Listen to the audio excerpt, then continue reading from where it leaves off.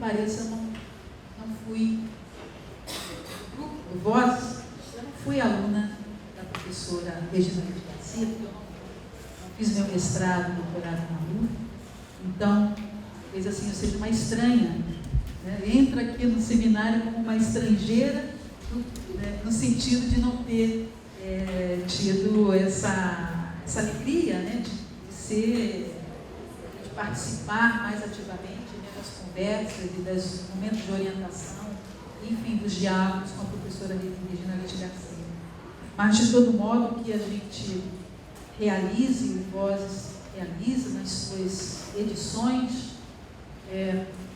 que envolvem também, sobretudo, memória, muita memória, as vozes do passado, pretéritos, presente, e das vozes que projetam o futuro de uma forma teimosamente, mas talvez lembrar que esses seminários também são uma espécie de inventário do próprio Vozes, né? Inventário daquilo que nós realizamos, com quem realizamos pesquisas, com quem fazemos pesquisas.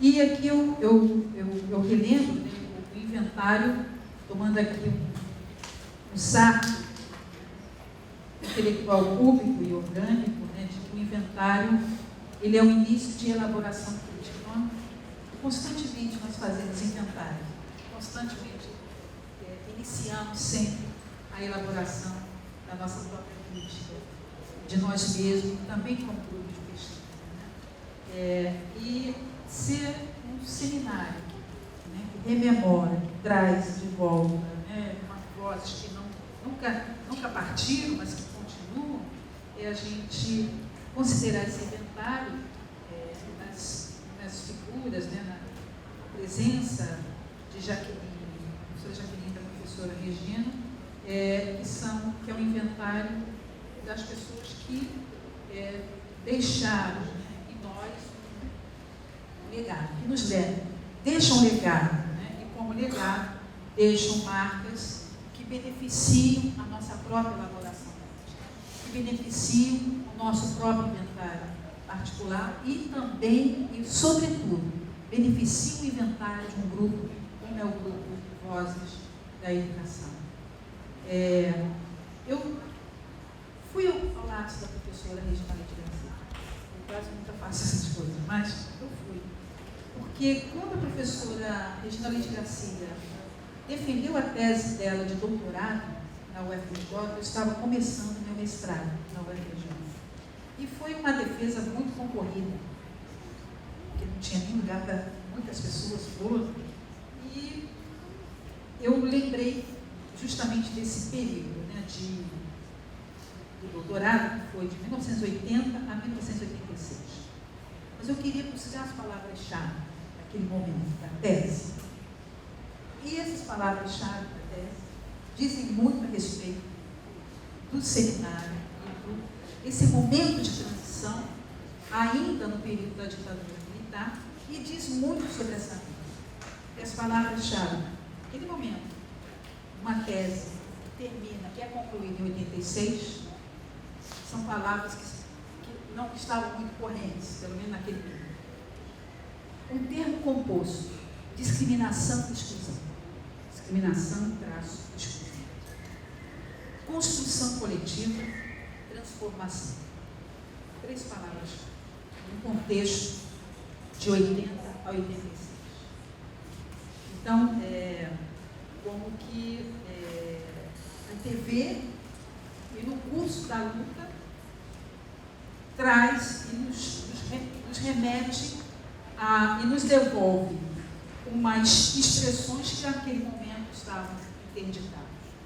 E especialmente o nome da tese, alfabetização dos alunos das classes populares, ou seja, classes populares na minha ideia, que essa tese nos devolvia naquele contexto de transição ainda, né? Ainda numa disputa, ainda num processo político. Então, essas palavras, força e, diria, palavras tenda aqui, as quais nós, de uma certa forma, marca e traça o próprio grupo que vai se constituindo como é o grupal.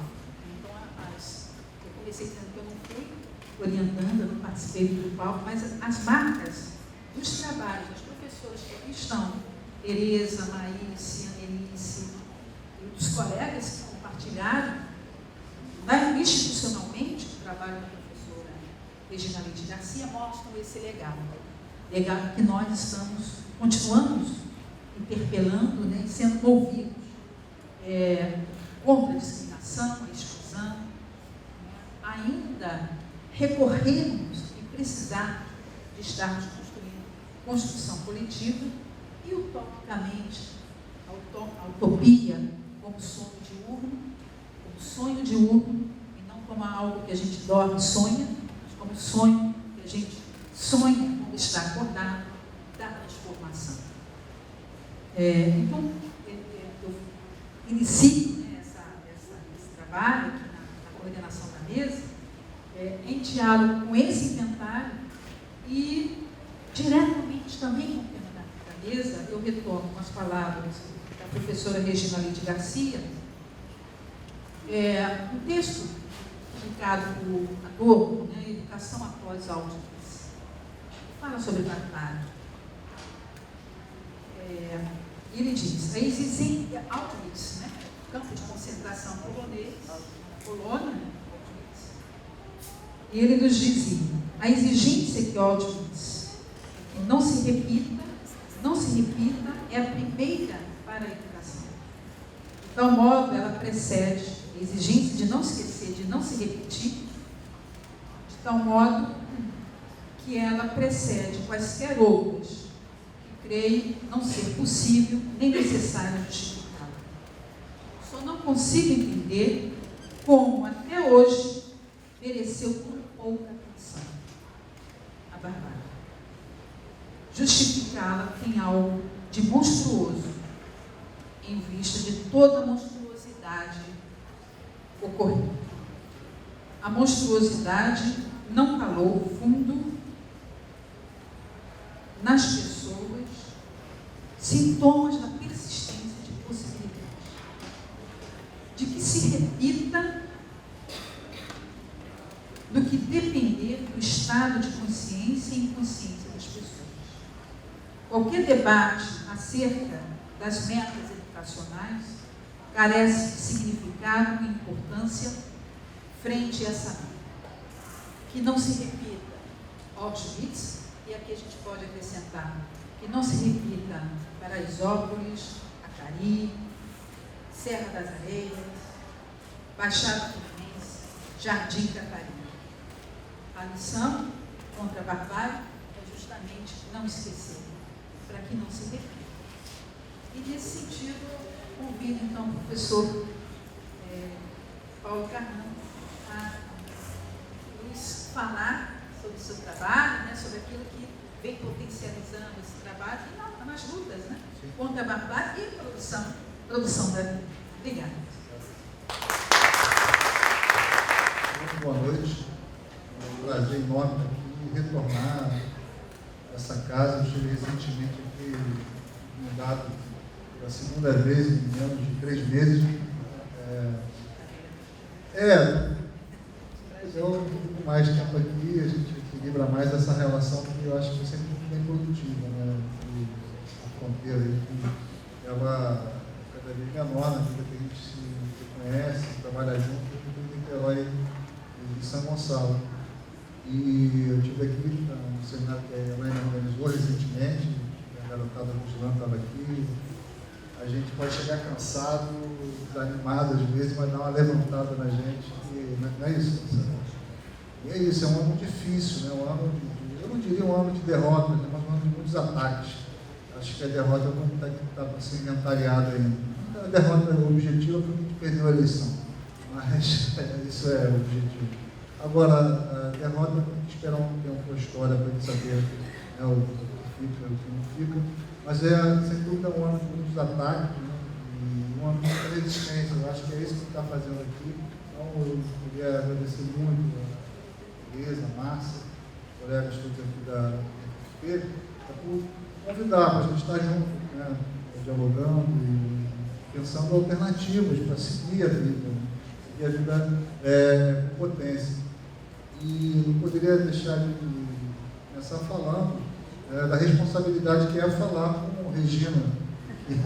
Atrás, não devo olhar muito, não, porque ela está no meu coração, não preciso olhar muito para lembrar do Miri também. Mas, e Jaqueline, duas queridas companheiras, né? Contemporâneas, cada uma a seu tempo, mais contemporânea minha, né? Muito próximo da minha idade, inclusive. E Regina, que a gente aprendeu a respeitar, né? Aprendeu a importância de dialogar e divergir, de seguir junto, e caminhar e ampliar. Então, é muito importante estar aqui, né? Poder falar a partir do que a gente aprendeu com ela, com tantas outras, né? Pessoas que nos dizem que a história está em aberto, a história está sempre em aberto. Acho que essa é uma mensagem que a Regina passava para a gente, né? De perseverar, de lutar, de estar sempre vigilante do ponto de vista daquilo que a gente pode construir e não deixar perder do ponto de vista das conquistas democráticas. E sempre em relação de parceria e diálogo com as classes populares. Acho que essa é uma mensagem muito forte, né, que vem de Regina, e que Jaqueline é a continuadora disso. Né? Acho que essa é a dimensão, como também Denise Cordeiro, né, que é nossa parceira de trabalho, eu tive o prazer de aprender com ela, como seu orientador de doutorado, fez uma belíssima tese que até hoje, para mim, ainda é referência para compreender não apenas um território, não é porque é pouco, muito importante compreender Jardim Catarina, mas a experiência que eles teve na sua tese de doutorado permite compreender tantos outros espaços segregados e ameaçados, né, por uma necropolítica, que é o conceito que eu acho que mais define hoje a relação do Estado com os pobres, com os pretos, com as classes populares e territórios de favela. Ainda que esse conceito não estivesse consolidado, quando ela defendeu a tese, a necropolítica sempre foi praticada nesse país desde a conquista, a violência da conquista da colonização. E, em outras palavras, a necropolítica é o direito de matar ou deixar de viver. Fundamentalmente é isso que quem assistiu, é isso que os territórios populares vivenciam cotidianamente. Então, eu organizei algumas questões para provocar o debate, é assim que eu tenho pensado cada vez mais, vamos fazer palestra, fazer conferência, até porque o colega Valdec está chegando aqui, a ideia é que a gente faça uma interlocução, né, com os colegas de faculdade, programa de graduação, temos trajetórias parecidas do ponto de vista da relação com os coletivos, com os professores, com escolas, e o Valdec tem agora uma outra experiência da sua trajetória, que é a vida parlamentar, e eu particularmente quero muito ouvi-lo do ponto de vista como está se dando a luta nesse outro espaço da democracia, que é o parlamento. Então, a gente acha que cada um de nós tem que escolher, né, tem que sentar a praça, vou usar uma expressão mais antiga, sentar a praça no seu lugar de luta.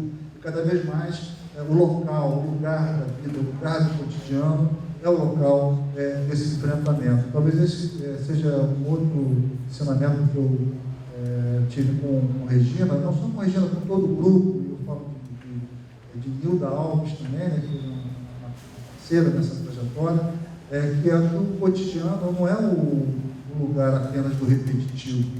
O lugar do cotidiano é o lugar da invenção, né, da possibilidade de produzir o novo, o alternativo, aquilo que não é, mas pode vir a ser, a possibilidade também de construção da utopia, né, uma utopia coletiva, né, uma utopia que respeite as individualidades, mas que não seja apenas alguma coisa para mim, alguma coisa que seja uma sociedade que se reconhece como uma sociedade solidária e parceira. Então, essa relação com Regina. E eu vou pedir, então, nesse momento, eu não vim aqui para falar de fazer um histórico de Regina, eu nem sou, né, a biografia dela, porque eu não sou a pessoa mais capacitada para isso. A gente tem muitas pessoas que têm vivenciado isso, e acho que esse não é o objetivo.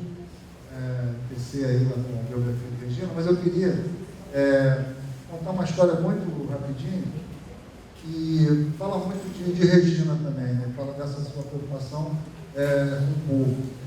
Na minha tese de doutorado, em 98, a minha mãe foi. Né?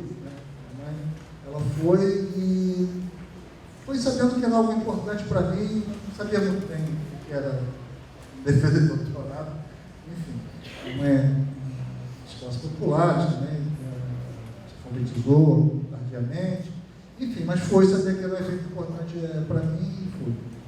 E aí lá ela vê um monte de gente, né, falando as palavras que ela não dominava muito e tal. E depois teve um moço, né, com os doutores todos lá. Bom, aí ela, no meio da mesa, ela fala assim: gente, eu posso contar uma história? Já filho, né? Ai, mãe, por favor. Regina logo se anima, não, conta. E eu falo, mãe, não. A Regina foi a que mais se animou, né? Para contar a história. Aí minha mãe contou uma história que a Regina ficou encantadíssima, né? Eu peço permissão para reproduzir. Também agora tem que contar, né? Que eu falei vou ter que contar, eu vou ficar bem em pé. Aí minha mãe foi em pé, uma mesa cheia dos doutores lá, doutores. Aí ela falou assim: tinha um homem sentado, agachado, na porta de uma porteira, lá na minha terra, no Paraíba, no lugar de Macamacho, interior do Paraíba, sertão. E aí veio um homem branco, de cavalo branco, de chapéu branco, de roupa branca, tudo branco. Não sei para que esse pessoal gosta tanto de branco. E aí o homem falou: ô caboclo, ô Matuto, abre essa porteira. O Matuto olhou: quem é o senhor? Eu sou um doutor. Um doutor? E o que é um doutor? Um doutor você não sabe? Não sei. Um doutor é um homem que sabe tudo. E o senhor não sabe abrir uma porteira?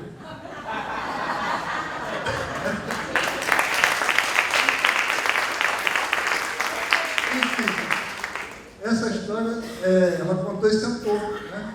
É o papel das histórias, né? O papel das histórias enfim, ativar a mente dos outros, sentimentos e tal. A gente ficou encantadíssima e pediu: eu posso publicar? Ela falou assim: a história é minha, eu contei. Né? Então, e eu não sei se ela escreveu alguma coisa com essa história, mas essa história fala muito disso. Ou seja, na verdade, eu acho que foi uma reação da minha mãe a um ambiente que ela não estava dominando muito. Falou: eu vou trazer algo para participar dessa festa do conhecimento, dessa festa do saber.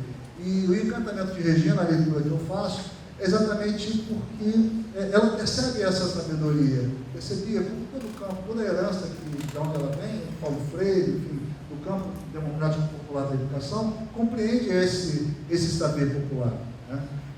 E com ele quer dialogar.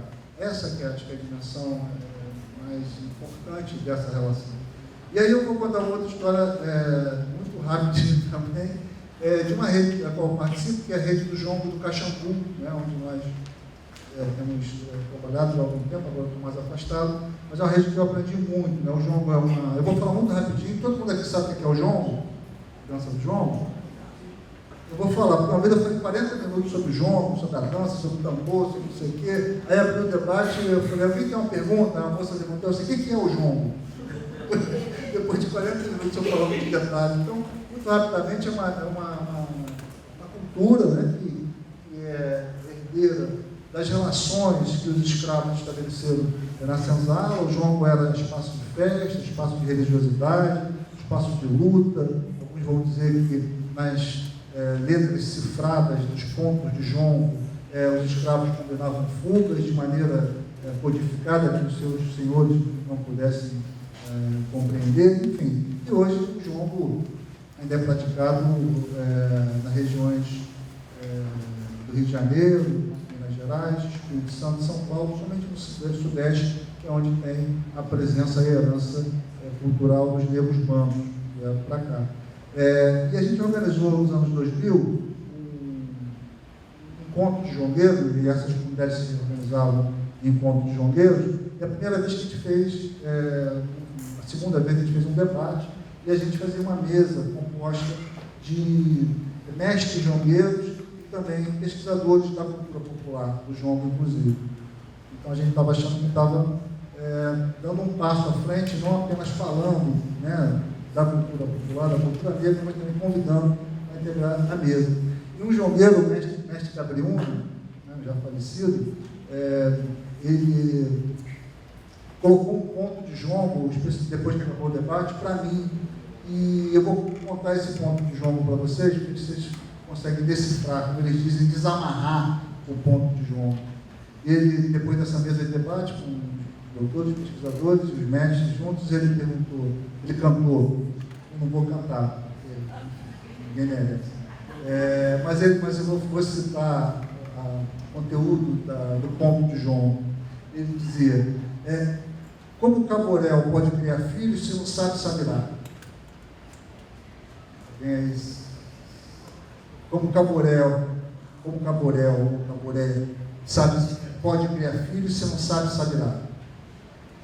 E eu não desamarrei, porque eu não fazia parte da cultura rural dele, o Caborel massa, tipo uma corujinha, né? Enfim, eu demorei 3 anos para tentar desamarrar esse ponto, esse tempo todo. Eu vou adiantar para vocês decifrar, né, o segredo desse ponto. E todo ano, quando eu encontrava com ele dos encontros, ele falava, e aí, professor, desamarrou o ponto? Decifrou?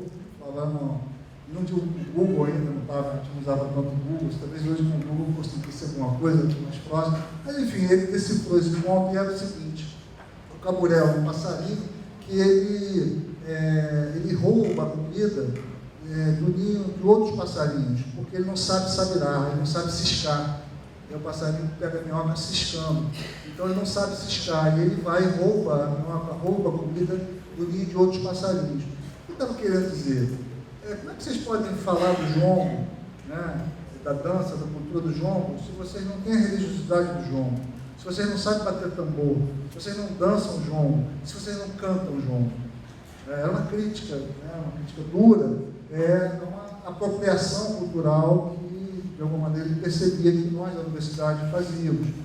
Então foi um chamamento muito importante que, com toda a movimentação que ele estava fazendo, de querer fazer o diálogo, de querer fazer algo mais horizontal, ele ainda percebia, como mestre da cultura popular, que a gente estava numa relação de colonização de saberes. Então foi uma aprendizagem muito importante, e eu associo essa história com a história lá da doutora da porteira, né, que a minha mãe contou, sabe?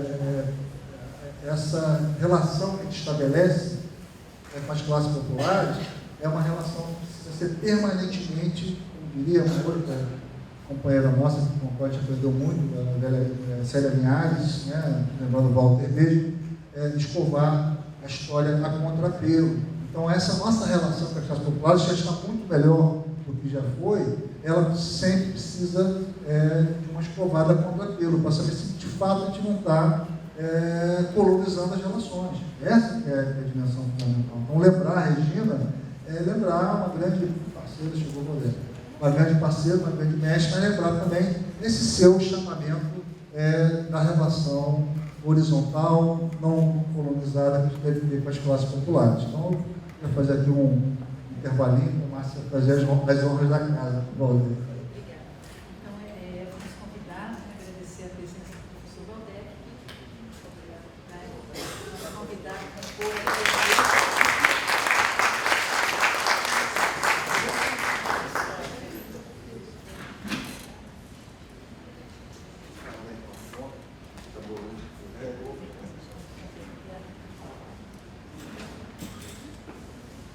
já vi aqui que eu tenho 15 minutos só de história. Não avanço muito, mas, enfim, marcado esse momento, o que eu estou querendo chamar a atenção aqui, da nossa responsabilidade enquanto intelectuais, para que essa relação com o povo seja uma relação de diálogo, né? Não uma relação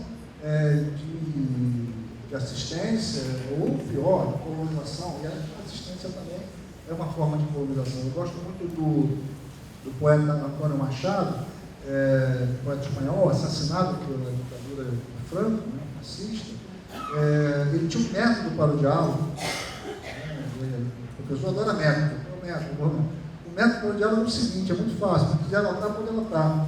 Para o diálogo, primeiro pergunte, depois escute. Fim do método. Né? Parece fácil, mas é muito difícil.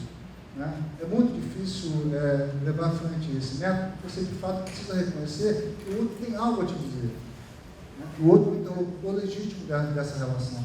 E essa dimensão do diálogo com o povo, do diálogo com as classes populares, é que a gente precisa aprofundar. Né? A gente está num momento, a gente falava aqui do ano de 2019, um ano que eu ainda não sei dizer se é um ano de derrota, mas é um ano de muitos ataques, né?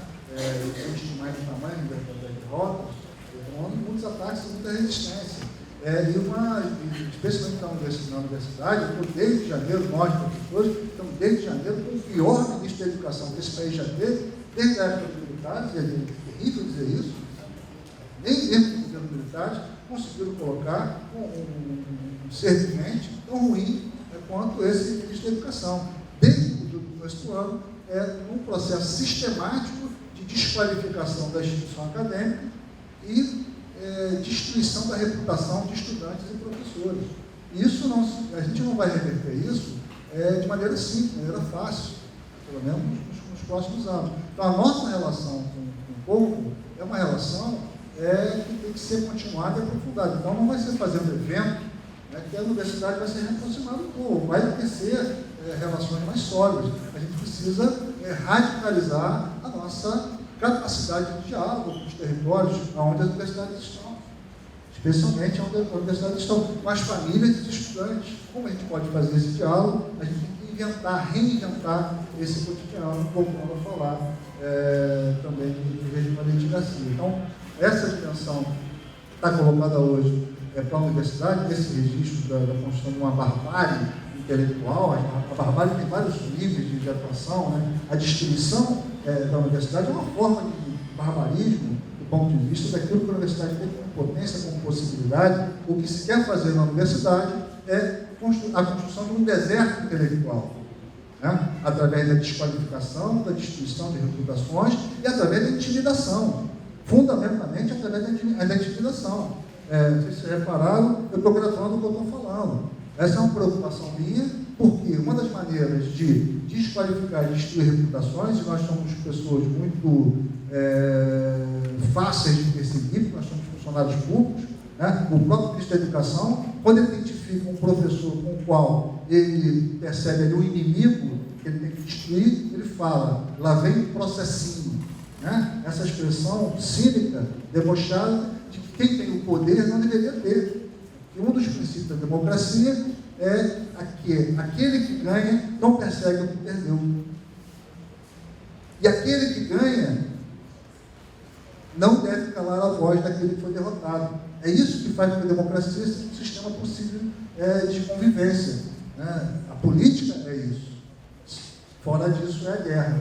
Não é à toa que eles falam em guerra cultural. Então, fundamentalmente, qual é o nosso desafio, né, nessa luta contra a barbárie, além de enfrentar todos os campos de destruição de direitos que nós estamos enfrentando, é também, na universidade, fazer o que poderia chamar da batalha das ideias. A batalha das ideias. Essa expressão não é minha, essa expressão foi usada por Fidel Castro no final dos anos 80, quando a União Soviética se dissolveu, se via ali também, por extensão, a destruição de Cuba, né, da experiência socialista de Cuba, com seus erros e seus acertos, e a questão econômica era fundamental. Cerca de 70% da economia da ilha dependia da União Soviética. E Fidel dizia, bom, a economia é fundamental, é importante, mas nós não ganharemos esse enfrentamento, essa luta, se nós não ganharmos a batalha das ideias. Ou seja, o povo cubano precisa se convencer de que o socialismo é o caminho e que, soberanamente, nós podemos escolher esse caminho e construir junto esse caminho. Então, fundamentalmente, é a batalha das ideias que nos faz, hoje, o desafio para enfrentar essa guerra suja cultural que estão estabelecendo contra professores, estudantes, servidores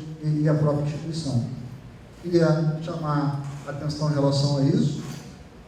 Do ponto de vista mais amplo da educação, a gente tem uma dimensão hoje nessa construção da barbárie, que é a negação da diferença. Fundamentalmente, um regime democrático é um regime que faz conviver na esfera pública e nas relações humanas a diferença. E a diferença não é uma coisa que está dada, que eu posso selecionar. A diferença é sempre produzida em ato, sempre produzida no encontro. O que a ditadura quer fazer é administrar e gerenciar o consenso e fazer com que as pessoas estabeleçam o padrão, o normal do consenso que o poder quer ver estabelecido. Então, a luta pela diferença é fundamental. É por isso que os ultraconservadores que estão no poder agora têm um horror ao pluralismo da universidade. A universidade que eu conheci, na qual eu me formei na graduação, era muito mais branca do que essa universidade. Era muito mais masculina que essa universidade. Deixava antever muito menos a pluralidade de formas de ser e de existir no âmbito do gênero, da sexualidade. Essa diferença em ato que a universidade só pode praticar hoje, porque tem políticas públicas democráticas e a sociedade se mobilizou por esse direito, é isso que está em risco também, fundamentalmente. A tentativa de gestionar um consenso, uma homogeneidade, que a diferença democrática não permite que aconteça. Então, eu gosto muito também de uma frase do Eduardo Galeano, que diz o seguinte: a beleza do mundo está na pluralidade de mundos que o mundo contém. A beleza do mundo está na pluralidade de mundos que o mundo contém. É essa pluralidade que quer ser destruída. É essa pluralidade que um governo de extrema-direita, que não está só no Brasil, está no mundo. A diferença é que no Brasil ele assume um ar grotesco, um ar de grosseria, um ar de defesa, de uma necropolítica, institucionaliza essa necropolítica, ou seja, o direito de matar, de deixar viver, e isso condiciona as pessoas, e fundamentalmente constrói o campo da indiferença. Eu queria chamar a atenção em relação a isso, que tem uma consequência muito grande do ponto de vista das nossas relações sociais e da prática educacional também, quer seja nas famílias, quer seja nas escolas, que somada à brutal desigualdade da sociedade brasileira, se constitui também políticas de construção da indiferença. Sistematicamente se produz a ideia da indiferença. Ele é o outro absoluto. Se ele morreu, alguma coisa ele fez. Se está sendo processado, algo ele cometeu. Se estivesse em casa, quantas coisas terríveis nós vimos agora nesses comentários sobre Paraisópolis. Quem pôde acompanhar comentários, tem gente que não acompanha mais porque faz mal, e a mim faz também, mas é uma maneira também de fazer uma certa etnografia ou netnografia dessa poluição civilizatória que está colocada nas redes sociais. Muitas pessoas justificaram a barbárie de Paraisópolis, 9 jovens assassinados. Eu digo assassinados, eles não foram pisoteados como se fosse um efeito natural de uma manada de búfalo. Eles foram assassinados por uma ação intencional da polícia que persegue a cultura popular da favela. Eles foram assassinados e pessoas justificaram. Se estivessem em casa, isso não teria acontecido. Se estivessem em casa, poderiam estar sendo estuprados por seus parentes, porque o maior nível de estupro até os 12 anos é dentro de casa, pessoas conhecidas por parentes. Então não quer dizer que, se estivesse na igreja, poderia ser estuprado também pelo seu pastor, quantidade de exemplos. Então não é essa a questão. As pessoas têm que estar onde querem estar. E eles queriam estar naquela festa, com o direito de ocupar o espaço público. Então, se constrói nos comentários, no cinismo das autoridades, na justificação que a mídia faz em relação ao massacre, a política da indiferença. Então, junto com o combate à desigualdade, temos que combater a indiferença. Até porque a indiferença pode ser uma arma, um motor da construção de um fascismo mais institucionalizado que nós temos hoje. O que foi, por exemplo, a construção do nazismo na Alemanha? Não tinha 100% de nazistas na Alemanha. Todos os estudos vão mostrar que a adesão, engajamento, a afiliação ao próprio partido nazista chegava em torno de 30%. O restante da população ou eram pessoas indiferentes ou pessoas amedrontadas. O efeito da indiferença e do medo, no fim das contas, é o mesmo. É a passividade. Então, é essa luta contra a indiferença que vai poder fazer com que a gente construa um caminho democrático, um caminho de luta, é isso que está colocado aí. Eu queria só concluir, eu acho que esse é um tema que talvez, vou dizer o que o Valdec vai dizer. Eu comentava antes, Valdec, que você está numa frente de luta que, para a gente, para a maioria de nós, para mim especialmente, é uma caixa preta, né? Não só nos bastidores, mas naquilo que são os jogos de poder que estão no parlamento. Então, assim, você tem um testemunho para dar aqui que eu acho que vai nos ajudar a muito a entender quais são as batalhas que a gente tem que estar travando hoje, como é que a gente pode ajudar a fazer a luta democrática também no parlamento, especialmente o parlamento do Rio de Janeiro, que tem um vetor fascista, né,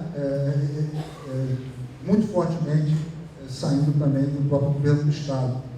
Então, eu queria comentar sobre essa dimensão da militarização das escolas, né? Por isso que eu dizia, eu imagino que o Valdec, eu vi algumas falas do Valdec muito potentes, muito coerentes em relação à crítica à militarização. Do meu ponto de vista, a militarização das escolas faz parte também dessa matriz de construção da hierarquia de relações que marca o campo democrático. Ou seja, e tem adesão popular, porque as pessoas querem segurança. E as escolas militares passam essa ideia de segurança. A grande questão é, que segurança nós queremos? A segurança democrática ou a segurança da hierarquia da domesticação dos corpos? Essa que é a dimensão, porque o tipo de vigilância, de segurança que se estabelece nas escolas não é da educação democrática, é da educação verticalizada. Que a gente pode até dizer que pode ser importante no contexto de formação de sujeitos ativos para a guerra, de militares. Claro, eu estou no campo de batalha, eu não posso fazer uma assembleia horizontal para saber se a gente ataca o inimigo ou se não ataca o inimigo. Tem que ter voz de comando. Então a hierarquia militar faz sentido, né? Agora, do ponto de vista da cidadania, o que significa uma educação de corpos, onde a construção da autonomia, que do meu ponto de vista é o grande destino da educação. Nós educamos crianças, adolescentes e adultos para que sejam sujeitos dos seus próprios destinos, ou seja, para que o campo de subjetivação seja maior, não equivalente quanto o campo da institucionalização daquilo que a sociedade quer para o outro. Então, a autonomia é uma nossa utopia. E o que significa a construção da autonomia de corpos autônomos e livres numa instituição hierarquizada? Essa é a dimensão fundamental para que a gente faça, do meu ponto de vista, a crítica à militarização. Então, há elementos que fazem com que as classes populares aceitem a militarização. Um deles é a dimensão da segurança. Todos querem segurança, mas a grande questão é qual segurança. E a outra questão é o desempenho, é o rendimento, que passou a ser, não por culpa de militares ou de defensores da militarização. Aí tem uma coincidência do pragmatismo econômico também. A ideia da educação como lugar da eficiência, né, do mérito e da quantificação de resultados não está no âmbito do campo militar, está na matriz da sociedade. A gente desequilibrou ao longo do tempo, no campo educacional, a relação entre cooperação e competição. Cooperação e competição. A defesa hoje de uma escola de qualidade, para muitos setores da sociedade, é uma escola competitiva, onde o sujeito compete com ele mesmo e compete com o coleguinha do lado. A gente precisa restaurar a dimensão da diferença, a dimensão da democracia, a dimensão da disciplina democrática, em contraposição a essa ideia da hierarquia, da segurança que vem de fora para dentro, a negação da autonomia, que é a heteronomia, e a vitória suprema da competição contra a cooperação. São muitas frentes, são muitas tarefas, mas eu só listei aqui princípios, né? Princípios que, se levados, né, a sério, eles podem fazer com que práticas emancipatórias sejam construídas em nossos cotidianos. Eu acho que essa é a dimensão que eu queria trazer para cá para o debate, né? A relação democrática com o povo, não uma relação tutelar, e nessa relação de diálogo, princípios que são inegociáveis, né? Princípios da liberdade, da vida, da defesa dos direitos humanos, que é outra coisa que está sendo destruída em prol de uma noção de apartheid social que está colocada hoje, especialmente no governo nacional. Obrigado.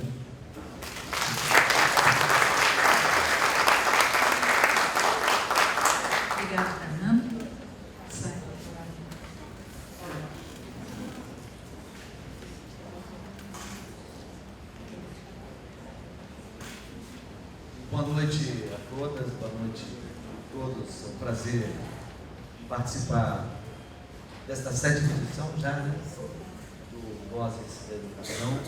Eu lembro da primeira, pois é, já tive outras edições e é um prazer muito grande perceber a vitalidade, a longevidade, esse esforço importante que a Faculdade de Formação de Professores da UERJ vem empreendendo já há tantos anos.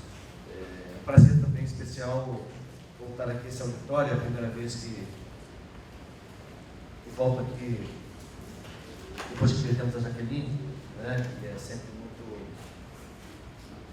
marcante e muito tocante estar aqui na FFP sem que ela esteja conosco nesse plano da vida, né? Então eu queria fazer essa menção a Jaqueline e também no contexto em que a UERJ busca encontrar, digamos, caminhos de consolidação da sua resistência. A UERJ, na minha opinião, também é o ENF, é o ESO, mas a UERJ certamente deu à sociedade fluminense nos últimos anos um exemplo de muita capacidade de resistência, porque foi muito atacada, foi muito afetada por políticas, por ataques, por desapreços demonstrados pelo governo estadual.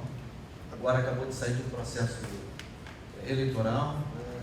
Elegeu uma nova reitoria, o professor Ricardo Lodi, elegeu aqui na Faculdade de Formação de Professores, enfim, fez uma aposta, um aprofundamento da gestão que já estava em curso, da professora Ana Santiago, e da própria Marisa, que se colocou à disposição novamente, depois de ter experimentado outras experiências de gestão aqui na casa, se colocou à disposição, dando um sinal de compromisso, desprendimento com a universidade, com a faculdade, e também a possibilidade de bater esse papo aqui na mesa com a Márcia Varenga. Tive o privilégio de compor a banca do concurso, que a Márcia foi olímpica, campeã, vencedora, em primeiro lugar do concurso. Além de outras professoras que à época também foram aprovadas com muita justeza no concurso. Foi um concurso muito da Jaqueline, concurso da Regininha, enfim, da Magali Alonso, né, concurso, muitos candidatos, concurso muito operoso, trabalhoso, enfim, foi no final dos anos 90, parece, 99. E ao mesmo tempo, fazer esse papo com o Carrano. O Carrano é um intelectual que eu admiro há muito tempo, é um quadro do maior valor da educação brasileira e se tornou, ao longo dos anos, uma referência importantíssima para aqueles que se interessam, não apenas, mas sobretudo pelos estudos no campo da juventude. Aliás, lembrando recentemente de você, numa audiência pública na educação, foi uma audiência importante que fizemos sobre educação escolar em comunidades quilombolas, né?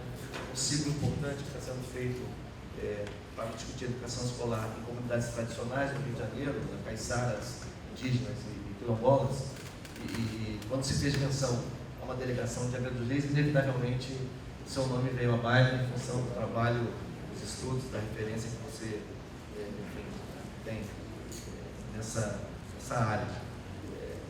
E também, é claro, quando Tereza, minha querida amiga Tereza Gudai contou, quando coloca assim, em evidência a figura da Regina, né, da professora Regina Leite Garcia, que representou para muitos de nós, quem esteve com ela em sala de aula como aluno, foi o meu privilégio de ter essa possibilidade, quem esteve com ela no grupo de pesquisa, mas quem conviveu com a Regina na vida pública acadêmica, na vida universitária, na luta política e social, na pauta da educação, da alfabetização de crianças das classes populares, da formação de professores, enfim, tem na Regina uma referência, eu diria, incontornável, sobretudo nesse momento, não é, Carla, que a gente enfrenta de tanta diversidade. Vejo aqui a Beatriz Lugão, com quem falei recentemente, que é uma importante referência também da luta do magistério do Rio de Janeiro, do Estelano, a Luziane, que é diretora de escola na Rede de São Vitória, minha aluna, tantas pessoas, quem tem uma identidade, quem aprenda, quem compartilha lutas, sonhos, projetos, enfim, reflexões. Eu queria, ouvindo um pouco Carrano, enfim, queria pegar um pouco algumas passagens que o Carrano já trouxe para nós. Eu justifiquei, me atrasaria aqui, porque nós estamos numa semana difícil, redundância, né?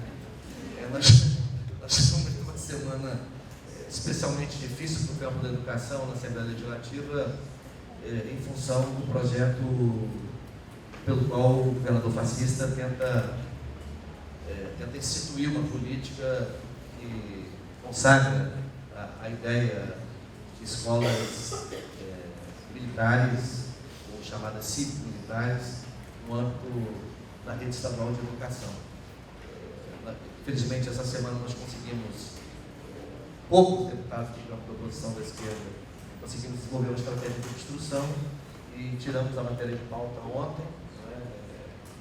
Ela seria votada em primeira discussão ontem, não aconteceu, porque além de um festival de emendas que nós conseguimos apresentar, são mais de 100 emendas, e por isso dá muito trabalho, né, para a tramitação do projeto, enfim, e ao mesmo tempo a gente aproveitou, combinou de fazer o projeto que antecedia, na ordem da pauta, o projeto que antecedia o projeto das escolas militares. Era um projeto bem complexo, pelo qual o governador pretende alterar a lei de licitações, a lei de concessões do Estado, e pretendendo, enfim, ter uma espécie de carta branca para fazer as concessões em prazos em aberto do jeito que ele bem entender. Então é também um tema muito complicado, e nós combinamos, cada um de nós, assumir a tribuna para discutir, e com isso consumir o tempo da sessão, até que chegasse às 17 horas da sessão, caísse. Então, e hoje, eu acho que surgiu algum efeito porque o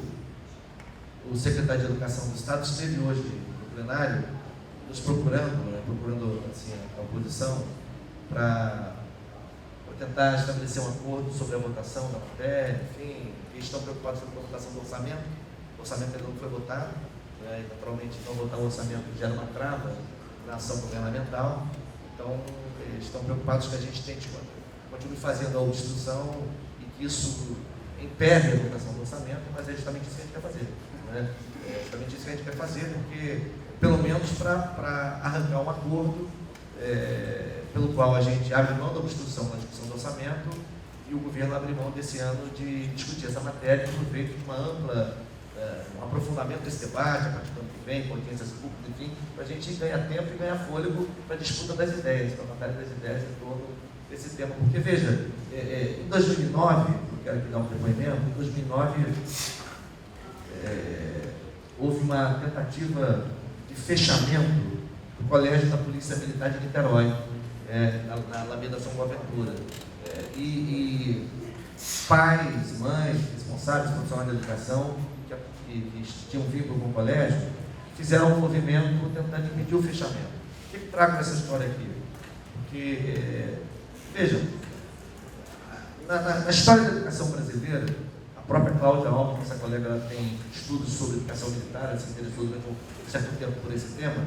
A história da educação brasileira, as escolas militares, elas são, digamos, institucionalmente vinculadas às corporações militares, né, que eventualmente desejam intervir, atuar na formação de novos, digamos, valores formados sob a égide das ideologias, digamos, militares, por assim dizer. Então, se aqui no Rio de Janeiro, se a polícia militar, aliás, o debate da militarização da polícia ainda não foi feito suficientemente, é um debate importante. Se a polícia militar, se o corpo de bombeiros militar, isso já é uma excrescência, bombeiros militares já é um excesso absurdo, né? Mas se essas corporações entenderem que devem, digamos, ampliar a sua atuação no campo da educação, que já suscita questionamento e curiosidade, pelo menos, porque as vocações, as missões dessas instituições não passam principalmente pela educação, né? As Forças Armadas têm uma missão principal de atuar na defesa nacional, né? A Polícia Militar dos Estados tem como função prioritária atuar na prevenção e, eventualmente, no enfrentamento da violência. Né? Os bombeiros têm como missão principal atuar no campo da defesa civil. Então, mas se eventualmente essas corporações entenderem que devem ampliar a sua atuação no campo da educação e alargando a sua pequena rede de escolas corporativas militares, isso é um debate específico. Né? É um debate específico. A mim já suscita questionamento e preocupação, mas uma outra coisa, muito diferente, muito mais complexa, é o processo de militarização das escolas vinculadas às secretarias de educação. Né? Escolas públicas, enfim, escolas, por definição, são laicas e civis, né? Serem, digamos, envolvidas num processo de militarização e passarem a funcionar sob a égide, sob a lógica dos princípios militares, da ordem unida. Então, isso é muitíssimo grave. Em primeiro lugar, porque, como principal, na minha opinião, como principal instituição republicana, as escolas públicas não podem funcionar, digamos, aprisionadas por valores e por lógicas de uma instituição específica, seja ela militar ou civil. Né? Portanto, já é um problema conceitual gravíssimo.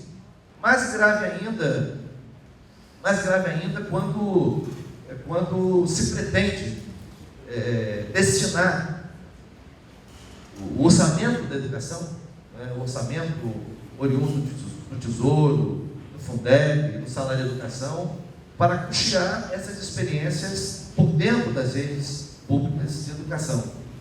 E ainda mais grave quando se percebe, se constata, num país que, pelo menos há algumas décadas, desenvolveu um processo potente de consolidação da pesquisa em educação, da pós-graduação em educação, quando se percebe que essas ideias não encontram lastro nenhum, porque não há, salvo engano, não há estudos, não há registro na literatura especializada, não há, enfim, evidências teóricas ou empíricas de que a disciplina militar seja um fator preponderante, fator determinante, fator decisivo para o processo de qualificação dos ambientes escolares. Ao contrário, a literatura especializada há décadas aponta em outras direções, né?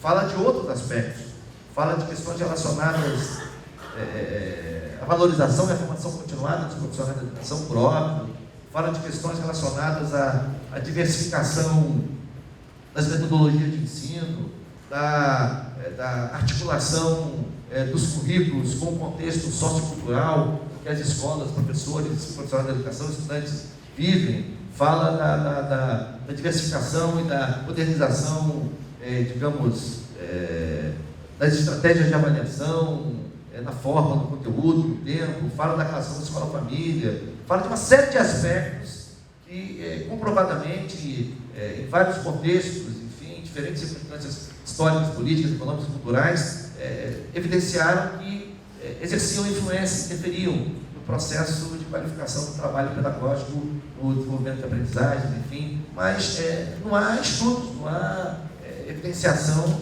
de que a disciplina militar possa cumprir, professor Rafael, esse papel. Por isso, a gente percebe que isso faz parte de uma ofensiva ultraconservadora muito importante. Eu queria situar isso, não sei se Carlão no início trouxe esse aspecto, mas eu gosto sempre de lembrar ou de destacar aspectos macrocontextuais, né?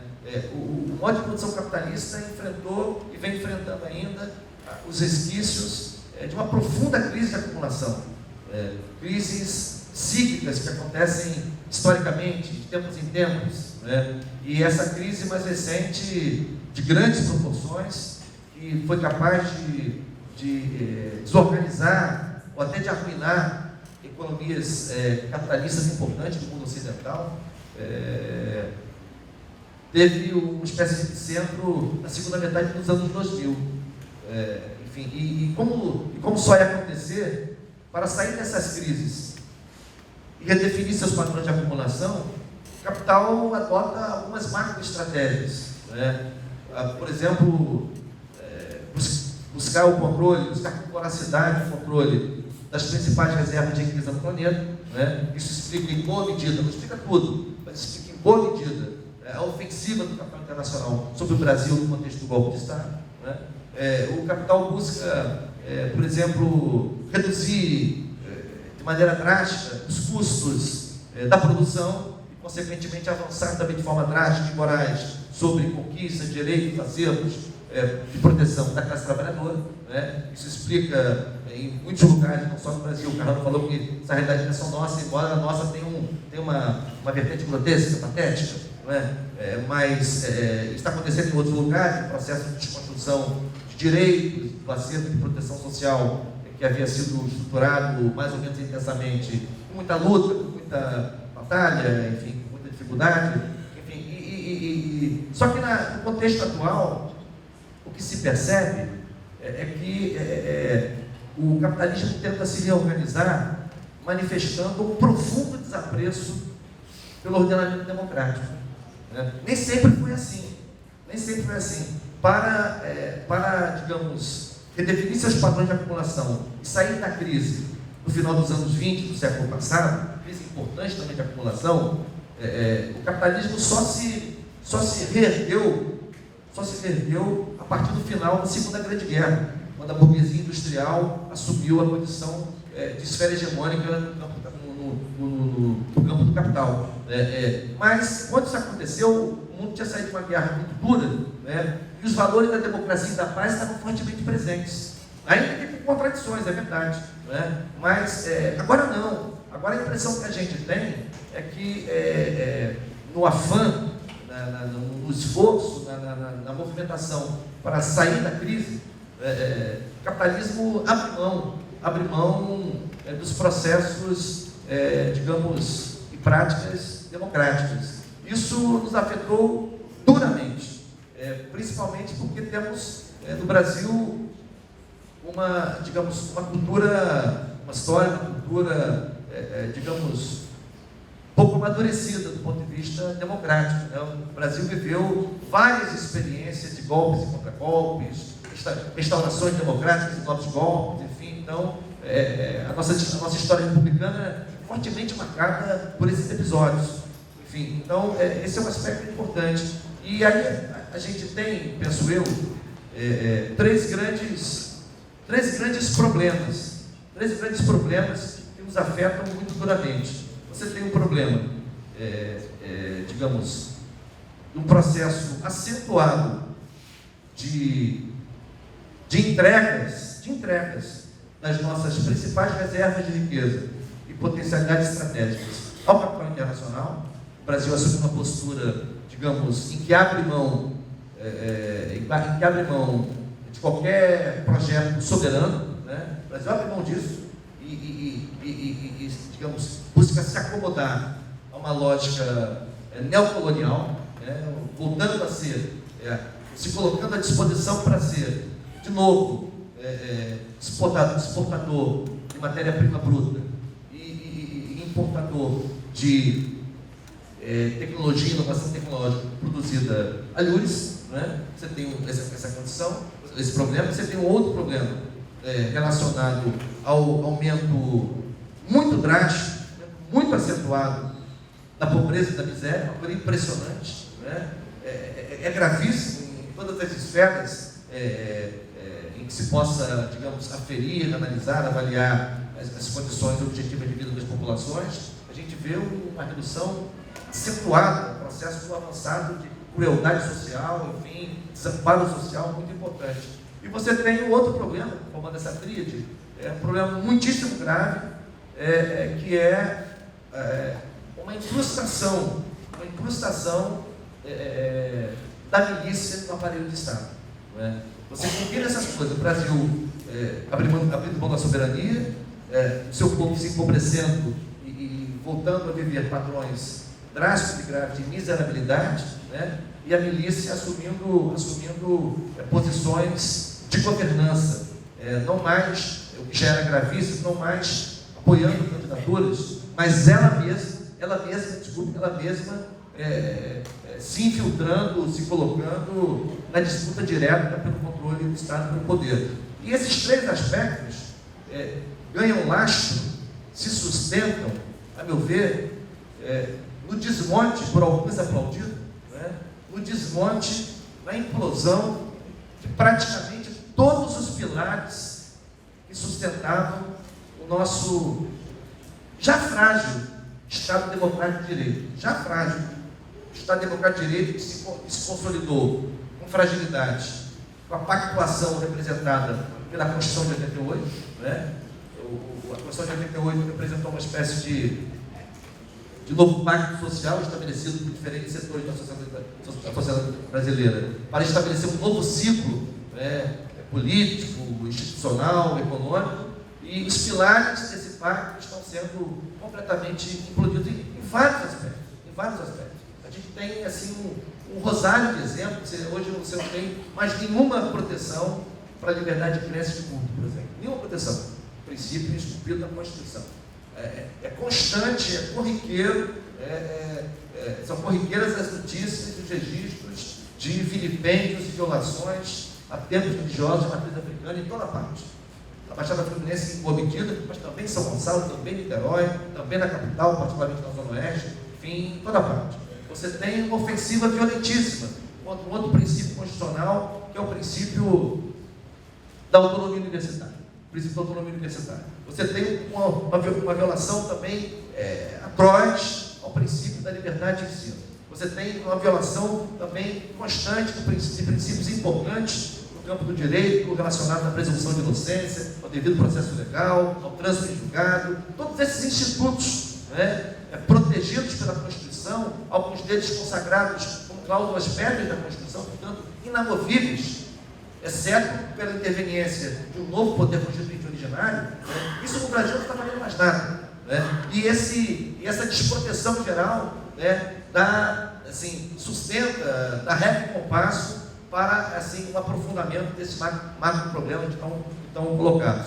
E isso vai dando margem, por exemplo, e eu me lembro das últimas pesquisas que a Regina conduziu, discutindo a necessidade de enfrentar, de desvelar e de superar o eurocentrismo na escola, os últimos estudos que ela empreendeu, nos últimos anos em que conduziu projetos de pesquisa, em que ela, de certa maneira, se aproxima, na época que estava tão colocado assim, mas se aproxima, ouviu o Carrano trazendo o conceito, se aproxima das reflexões do Achille Mbembe, desse pensador camaronês que nós temos discutido, que cunhou, dialogando com Foucault, dialogando com Francis Fanon, cunhou os conceitos de necropolítica e necropoder, porque não se trata apenas de um processo em que a vida é banalizada, é isso também, e é gravíssimo, mas é mais do que isso, é um processo de desumanização da vida.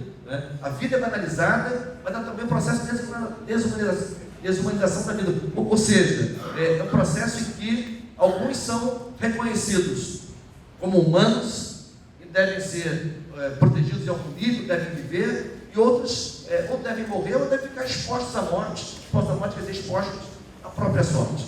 E nós sabemos que esses desumanos, esses têm origem de classe, esses têm origem étnico-racial, esses residem nas periferias dos grandes centros urbanos, enfim. Então, esse é um processo que está nos desafiando.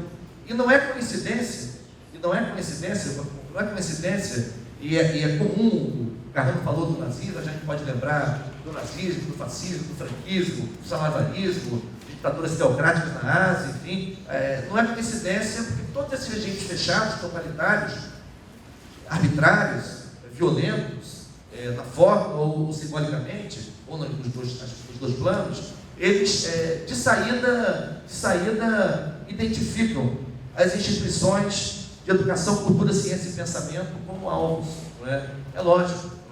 Portanto, não é coincidência que o ministro da Educação, esse personagem obscuro, hediondo, enfim, faltam adjetivos para qualificá-lo, ele tenha como principal móvel da sua, nem posso chamar aquilo de gestão, mas da sua atuação, esta guerra ideológica que ele trava contra universidades, escolas, contra o magistério, esta sanha persecutória, esse verdadeiro libelo acusatório que ele impunha contra o campo da educação, contra o campo da ciência. Ele é o principal algoz hoje das universidades, é uma coisa inimaginável, mesmo quando enfrentávamos, digamos, uma concepção neoliberal para as universidades, para o projeto de desenvolvimento, jamais supunhamos que pudéssemos ter, digamos, no Ministério da Educação, que é a rigor a mantenedora das universidades federais, que emanasse dali os principais ataques, as principais desestabilizações.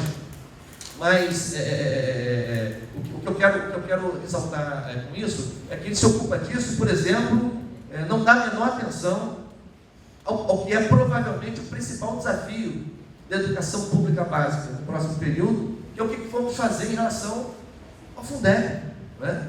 O que vamos fazer em relação ao Fundeb, né? Qualquer ministro de educação minimamente qualificado, de qualquer corte ideológico, deveria ter estabelecido na primeira semana de gestão, né, um comitê executivo, um grupo de trabalho, de preferência em diálogo, né, com especialistas, com a sociedade civil organizada no campo da educação, para entender o que precisamos fazer. Porque o Fundeb expira no final do ano que vem, mais de 80% dos municípios brasileiros não têm condições de manter suas redes em funcionamento sem os recursos do Fundeb. 1/3 dos estados brasileiros não têm condições de manter suas redes estaduais em funcionamento sem os recursos do Fundeb. O Fundeb representa mais de 60% do financiamento público da educação básica, né? A União participa disso de forma inexpressiva até hoje, né? De 159 bilhões de reais que o Fundeb movimenta no ano de 2019, cerca de 10% no máximo são aportes da União. Todo o restante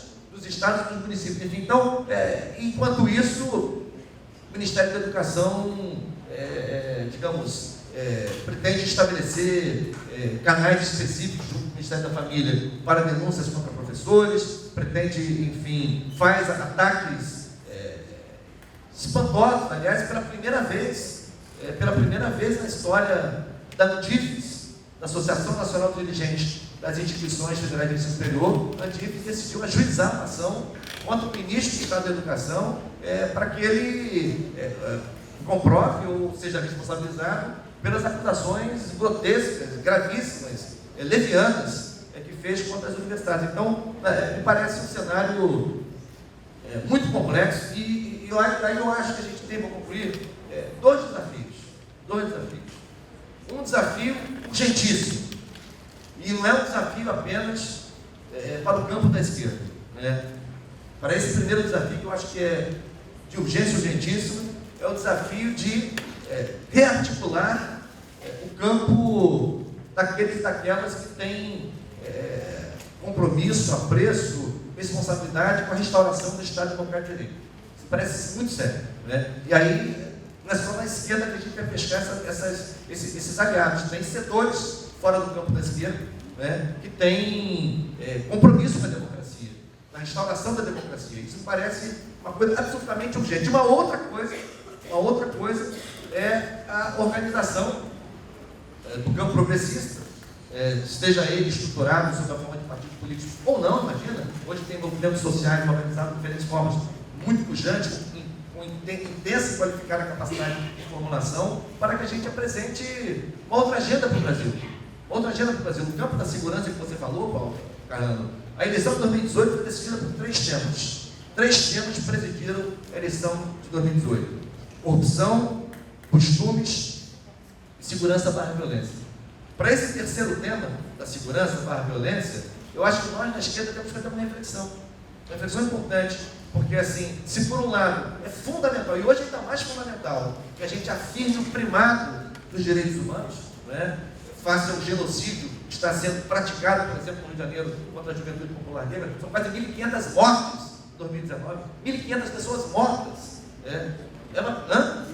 Já passou, pois 1.600, quase me lembro aqui o Carrano. É gravíssimo, assim, são indicadores que só se manifestam em sociedades que estão em guerra, né? Enfim, então, isso evidentemente é muito importante reafirmar o primado dos direitos humanos. Por outro lado, para as famílias trabalhadoras que vivem em comunidades, convulsionadas pela violência, seja no Salgueiro, aqui em São Gonçalo, seja no Morro do Estado, em Niterói, seja no Alemão, no Amarelo, no Chapadão, no Rio de Janeiro, enfim, talvez nós tenhamos que assim, oferecer, digamos, mais coisas do que o discurso sobre os direitos humanos, porque essas pessoas se sentem muito inseguras, muito frágeis, muito vulneráveis, e precisam, digamos, de algum tipo de resposta. E essa resposta foi assimilada da pior forma possível nas eleições de 2018, porque elas precisam ter segurança de que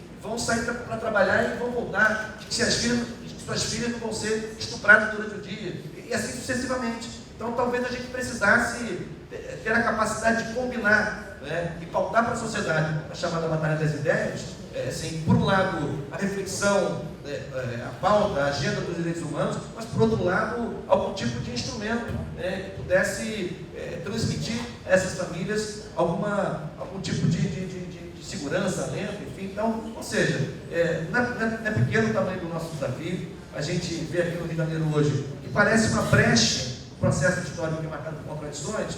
Aqui, todos estão acompanhando aqui, o Witzel está se distanciando do Bolsonaro. Não pela agenda, nem pelas concepções, porque no campo da agenda das concepções são praticamente idênticos. Por uma estratégia meramente eleitoral, ambos têm pretensões presidenciais, portanto, já antecipam e anteveem um embate que pensam que farão em 2022, mas, por outro lado, para nós, isso pode representar, digamos, uma janela de oportunidade, porque a bancada fascista na Assembleia começa a não saber o que fazer. Estão entrando ali em atritos diretos, em conflito direto. Isso para nós não é ruim. Portanto, é nesse processo também de contradições e de resistências poéticas, políticas, enfim, que a gente pode se colocar, e eu considero que iniciativas como essa, conversas como essa, debates como esse, podem, digamos, nos reenergizar e, ao mesmo tempo, nos alimentar de reflexões e possibilidades de construção, de lutas, enfim, de superações desse período, dessa quadra sombria da vida brasileira, mas, enfim, eu entendo que é possível que a gente supere esse desafio, que a gente consiga, na luta política, na luta social, porque, afinal de contas, só a luta muda as nossas vidas, que a gente consiga passar por essa fase e construir outros tempos em que a gente possa instaurar democracia, possa instaurar políticas de inclusão dos mais pobres, promover cidadania, alargar direitos, enfim, e tentar construir uma sociedade, enfim, justa, solidária, fraterna, enfim, respeitosa face à diversidade, valores que para nós são muito caros. Muito obrigado.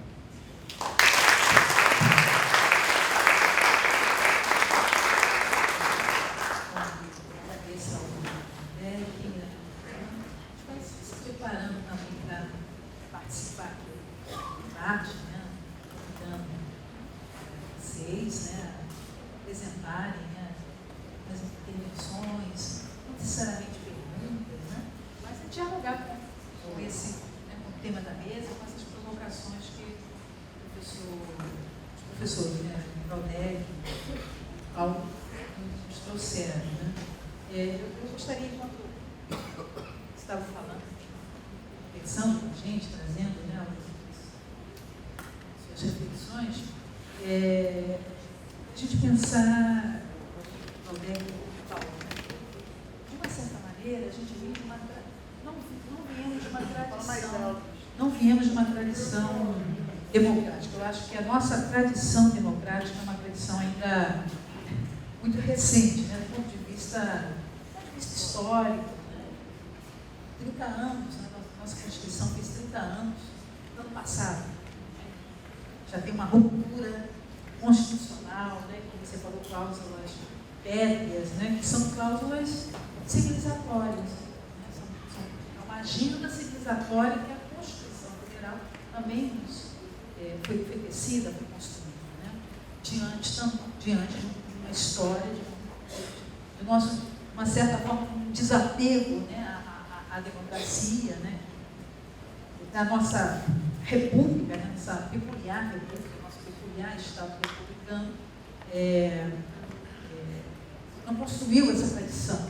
Agora, a republicana não construiu a tradição democrática. E eu vejo assim, uma atenção, eu estava conversando com a Guia, os colegas, na roda de conversa, que é essa tensão entre Estado de Direito e Estado de exceção. Né? Acho que, como nós temos uma tradição de Estado de Direito, mesmo com a Constituição de 88, grande parte de direitos sociais sequer foram cumpridos. Né? Então, é um Estado de Direito, a linguagem do Estado de Direito no Brasil é uma linguagem, portanto, a materialidade, né, da vida cidadã, né, da dignidade, né, cidadã, vem sendo construída, especialmente, pelo menos na experiência dos últimos governos populares, né, dos últimos 15 anos, que veio notadamente com uma pauta de inclusão. Os 30 anos de Constituição, os últimos 20 anos é que a gente efetivamente, de certo modo, construiu, buscou construir, né, uma agenda de políticas públicas que vai, de algum modo, nos oferecer, pautar uma era de inclusão em termos de políticas públicas. Então, a gente está numa tensão, né, um Estado, de um Estado democrático incompleto, inacabado, embora estamos existindo, produzindo, né, a produção da vida, no sentido da resistência, e, ao mesmo tempo, a gente vem com uma derrota, né, pelo menos eleitoral, mas não apenas eleitoral, mas com uma inspiração no sentido de que esse Estado de Direito conviveu mesmo nos governos populares, ainda com o estado de exceção permanente. Ou seja, jovens continuavam morrendo mesmo, sendo assassinados, né? Jovens pobres, periferia, negros, juventude negra. Então, essa contradição nossa, né, do ponto de vista republicano, construir uma tradição republicana, que é esse nosso empate entre Estado de Direito e Estado de exceção, e que hoje se coloca, do meu ponto de vista, está aspirando a um Estado de exceção permanente, não via canhões, mas via ampliação do judiciário. Ou seja, o gigantismo do judiciário está construindo, do meu ponto de vista, Estado de exceção, com aspiração de Estado de exceção permanente, em que a vida é a vida matada, a vida é vida nua, a vida não é só batalha de ideias, mas é a batalha de civilização embarcada, mesmo nos moldes liberal-burgueses. Né? Lembrei na homenagem a Jacques, né? Os tempos fraturados. O tempo fraturado do Estado de Direito é que a instalação desse Estado permanente de exceção, que evidentemente vai exigir da gente não apenas um desafio intelectual, acadêmico, mas uma ação ou ações inspiradas no centenário de Rosa Luxemburgo, em ações diretas nos movimentos sociais e nos movimentos da juventude, como este que a gente acabou também de assistir, os jovens, a juventude, que era o Estado, né, que não seja o Estado de exceção permanente, ou o Estado de que a vida é matada, e que as suas vidas sejam vidas nuas, desnudadas, né, desnudas pela violência praticada, porque o Estado brasileiro sempre praticou violência contra os pobres, contra as periferias, mas que se legitima pela ampliação do judiciário. Ou seja, não são mais canhões, mas através das modificações, das legislações que vai se constituindo e instituindo o Estado de exceção permanente. Gostaria assim, enquanto o pessoal vai pensando assim, esse debate, provocar aqui, né, essa batalha entre Estado de Direito e Estado de exceção. Boa noite a todos e todas. Eu sou Glaziane Ribeiro, sou aluna do mestrado da turma de 2018, orientanda da professora Márcia. Queria dialogar tanto com o que a professora Márcia falou, quanto o conceito de necropolítica, que o Carrano também falou um pouco, sobre as operações militares e o fechamento de escolas, somado a assassinato de jovens, também episódio que tem confronto, né? Maria Eduardinha Cari, o Marcos Vinícius, o Gabriel, do controle da Tijuca. Queria que o Paulo falasse um pouquinho sobre isso também, essas ações militares no território do fechamento das escolas. Em outubro, no censo da Rede da Maré, apareceu que 25 dias do ano de 2017, as escolas foram fechadas na Maré. E depois, em 2018, 35 dias. Então, 25 em 2017 e 35 em 2018. Então, também falar um pouco dos desafios e dos impactos que esse confronto no território traz na escolarização da juventude popular. Quero saudar essa mesa, quero saudar os existentes aqui também. São mais de 13 horas por dia, foram 5 grandes mesas, atividades incríveis, né, que aconteceram. Então, assim, cansaço, mas assim, a vontade de estar aqui ouvindo, conversando, mas lembrando que a gente tem monitores que estão aqui desde 5, tem que sair de casa às 5 da manhã, eu moro longe, né, então também tem que voltar. Hoje está tendo ocupação, invasão da polícia do Salgueiro, Jardim Catarina. Vários monitores mandaram, não podendo sair de lá, então a gente tem que ter também esse cuidado. Mas eu quero saudar aqui para dizer duas coisas para os mais novos aqui. Faz parte dos mais velhos fazer isso, né? E Regina tinha um amor enorme por Valdete e Carrano. Valdete e Carrano não estão aqui nessa mesa porque são pessoas que a gente tem afeto e gosta muito, os admira intelectualmente, admira enquanto professor, enquanto militantes, enquanto homens intelectuais públicos.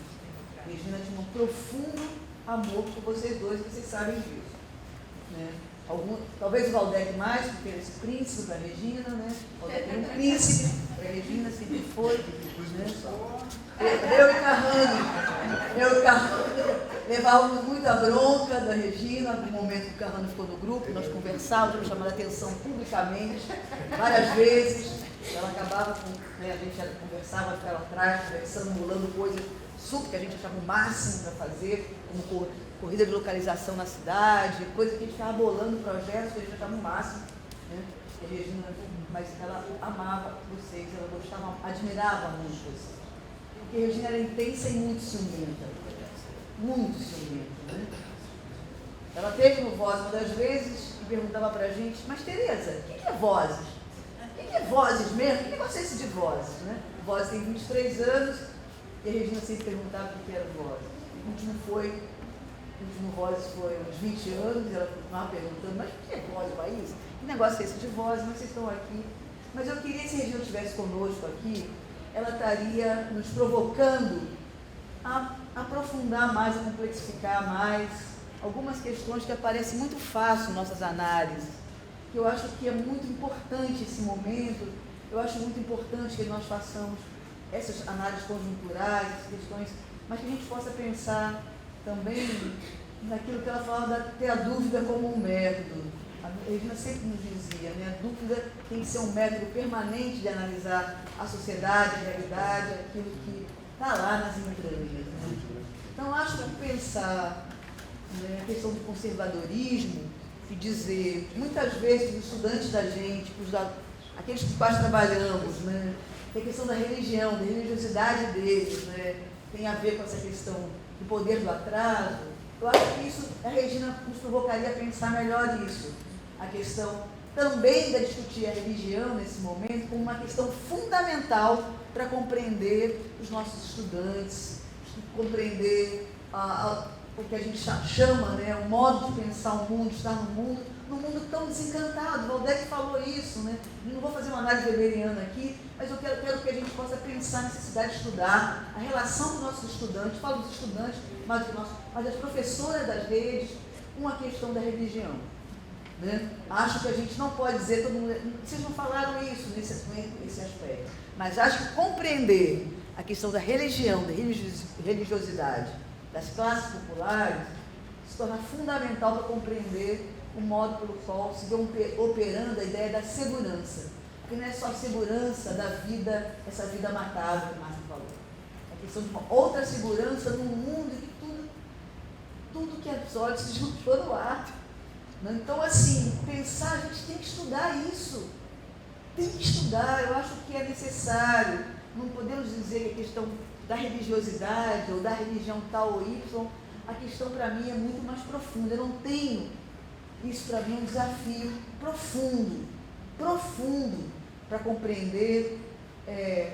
Muitas das questões serão anunciadas que a gente anuncia aí, como, né, para onde está o conservadorismo, para onde estão os pobres, o fascismo dos pobres, a rebelião das massas, toda uma história, né? Desde o nazismo, do Reich, dos Putas é Ninguém. Então, desculpe falar tanto, mas eu acho que essa questão da religiosidade ela é fundamental para a gente compreender os estudantes com os quais trabalhamos, as professoras e, sobretudo, né, esse lugar desencantado que esse mundo, né, se tornou, talvez é necessário pensá-lo, né, esse encantamento de uma outra forma, que não seja isso. Só para pensar isso. Né? Boa noite. Eu sou Luciane, professora da Rede Municipal de Educação de Niterói e agora como aluna aqui do doutorado de Educação. E eu gostaria de fazer que o professor Carrano, quando fala essa relação com o João, e me trouxe, eu fiquei pensando bastante nisso. Relação com o João? Isso, porque assim, como que a gente pode falar, né, sobre isso se a gente não sabe jogar, não sabe tocar o tambor? E aí eu fiquei pensando nessa responsabilidade para que essa relação seja de diálogo, mas não de assistência ou de colonização. E pensando assim, que às vezes nós chegamos, né, nós somos os professores e vamos colonizar, né, como que esse saber, nessa educação tutelar. E aí pensando na minha área, que é a educação infantil, né, como que essa tutela está muito ligada nos nossos fazeres, né. Então eu levo essa, para mim, ficou como uma metáfora, né, para a gente sempre estar refletindo sobre o nosso fazer. E aí das aulas do mestrado, eu sempre lembro do professor Valdec falando de que qualidade que nós estamos falando, né, e pensar que hoje, como o professor Carrano colocou, que a defesa de uma escola de qualidade, para muitos, é a manutenção de uma escola competitiva.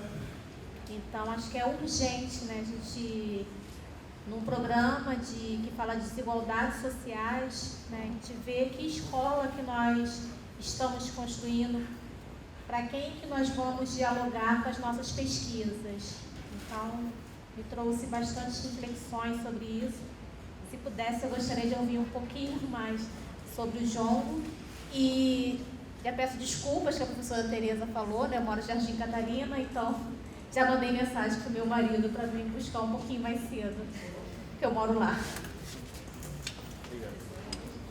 Quero saudar a mesa e também saudar especialmente o Valdec. A Assembleia Legislativa tem sido, ao longo dos últimos anos, uma importante aliada da UERJ. E isso tem sido muito importante para várias lutas. A DR é não deixar passar aquela CPI idiota contra a UERJ, etc. Isso precisa ser dito aqui. E, inclusive, agradecer, porque sabemos da sua atuação ao lado de outros políticos da Assembleia que se alinham a essas lutas pela educação pública, laica e de qualidade. Mas eu venho ouvindo aqui, vários tocaram em pontos, mas não sei se as pessoas tiveram a capacidade de pensar isso desta maneira, mas isso parece que vai dando certo, né? Eu estou duvidando da capacidade intelectual, né? Mas parece que as práticas vão dando certo. Então, veja, a gente coloca lá uma Damares, né? Botando um grupo a Polvorosa, coloca um Alvin na Funarte, e aí deixa os artistas em Polvorosa, pega outro cidadão e coloca na Fundação Palmares, e aí é polvorosa no movimento negro, coloca um Weintraub lá e é uma polvorosa nas universidades. Então, o que acontece? Na verdade, a gente fica... não são exatamente factoides, não, porque as coisas acontecem, mas elas, de alguma forma, são cortinas de fumaça e que nos dispersam, porque cada um fica correndo atrás do seu, e a economia está... o Paulo Guedes está lá, né? As reformas estão passando no Congresso. Então, eu penso que isso é uma estratégia de dispersão. Nos dispersa, né? E é preciso tomar cuidado com isso, porque a estratégia parece que está dando certo, né? A gente vai se preocupando, cada grupo, cada segmento com o seu cada um, enfim. E nós estamos pensando, talvez, nas coisas mais fundamentais que estão passando, né? Inclusive pelo parlamento. É uma coisa para a gente refletir. Queria dar boa noite também a todo mundo, agradecer a oportunidade de estar aqui ouvindo o debate aqui na mesa, a palavra dos companheiros aí da mesa, e é mais para fazer uma chamada também. Tem todo um debate sério que a gente fazer em relação à escola pública e à escola pública estadual, principalmente. A gente acompanha o Valdec há muitos anos também lá na Comissão de Educação da LERJ, tem sido parceira nas lutas da gente contra o fechamento de escola, uma série de coisas, mas a gente está num momento agora no estado do Rio de Janeiro, mas num momento geral, no estado do Rio também, com uma escola bastante precária, e a tendência é desconstruírem mais ainda, até pela desarticulação que a gente tem enfrentado dentro do próprio movimento. Estamos desarticulados. A própria universidade pública, com os movimentos da escola básica, bastante descolados uns dos outros. Então, a gente vem sofrendo, tanto a universidade quanto a escola básica, ataques que a gente não consegue reagir em conjunto. Digo isso porque tem, não só, falei na abertura, a questão da escola militarizada, mas agora também a resolução de intervenção nas escolas, caso o nível de reprovações seja alto, e nós temos uma série de questões a enfrentar, porque esse nível é alto. Mas, mais uma vez, a culpa recai sobre o professor, sobre o diretor da escola e diretores eleitos. São diretores eleitos. Então, é mais um ataque a essa conquista que a gente teve na greve de 2016. Mas nós temos também um secretário de Educação atualmente que é bastante midiático e já colocou tanto o governador do Estado, que ele é uma figura-chave na peça eleitoral daqui para frente. E nós sabemos que nós temos, que ele está fazendo um caixa de cerca de 750 milhões de reais, que ainda tem do Fundeb em mãos, e ele vem a conta-gota soltando uma série de políticas, né? Agora liberou milhares de reais para as escolas ao final do ano, e numa feira do livro, terça-feira, que a gente está conversando, inclusive combinando. Nós vamos ganhar 500 reais cada um para comprar, e a escola ganha 10 mil. Então a gente vai tropeçar em professor do Estado terça-feira lá na Barra. Então, assim, mas a política de valorização do magistério é colocar funcionário nas escolas. Nós não temos porteiro, não temos vigia, não temos inspetores de alunos, a escola é um espaço caótico hoje, com falta de professores também. Tenho dito isso em tudo quanto é lugar. Eu trabalho há 34 anos no mesmo CIEP, aqui no Jardim Catarina, em Laranjal, e nós estamos, ao longo dos anos, amargando, fazendo levantamento da quantidade de carga horária que os alunos perderam por falta de professores nas escolas. Isso é generalizado. Faltam, segundo o próprio secretário, 17 mil professores. Não teve sequer contrato para suprir isso. Então, a escola vem, a cada ano, teoricamente se universalizou o acesso, mas nós temos milhares de jovens fora da escola, principalmente nas periferias, porque a matrícula fácil não facilita a chegada dessas pessoas na escola. Cada vez mais afastado da escola, na procura da escola, quando chega na escola é um espaço completamente precário. E a política que o Estado vem fazendo constantemente, é uma política do secretário de Educação. A verba que tem no Fundeb, que já não é uma maravilha, mas ainda sustenta a escola básica, ela vai ser agora fruto de uma política midiática, porque ele anuncia a todo momento o que ele vai fazer. Vão chegar verba para comprar 3 camisas de uniforme, para comprar isso, para comprar aquilo, e inundando o que aos olhos da população a escola pública está ficando maravilhosa, porque o dinheiro teoricamente está chegando, mas chegando para aqui, né, para uma política agora, para o jogo eleitoral que está colocado. Eu acho que a gente está vivendo cada vez mais também na política o espetáculo, o midiático. Na escola você tem que tirar foto de todas as refeições que são feitas e mandar para a Secretaria de Educação. Tem que tirar foto. Se sai com os alunos para você tem que tirar foto, mandar para a Secretaria de Educação. Então, assim, o tempo todo nós estamos sendo vigiados, monitorados, e para que a Secretaria possa fazer a sua política e o secretário possa se eleger, sei lá qual cargo que ele vai ter, talvez o governador, quando o governador for candidato a presidente. Então, a Secretaria de Educação, como é um órgão que